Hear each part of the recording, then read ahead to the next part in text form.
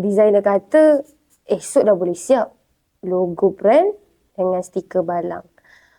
Lepas tu supplier-supplier kata pun tak ada masalah untuk settlekan esok barang-barang. Tapi kejap.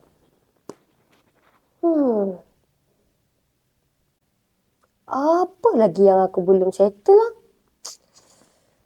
Sejak makin tua ni, banyak benda dah ni tak boleh nak fikir betul-betul ni. Design logo, stiker, supplier. Lah. Yang untuk luar packaging semua dah settle. Bahan-bahan nak buat kuih je ni. Aduh, kat mana nak cari kat kawasan ni? Nak kena tanya ibu juga ni.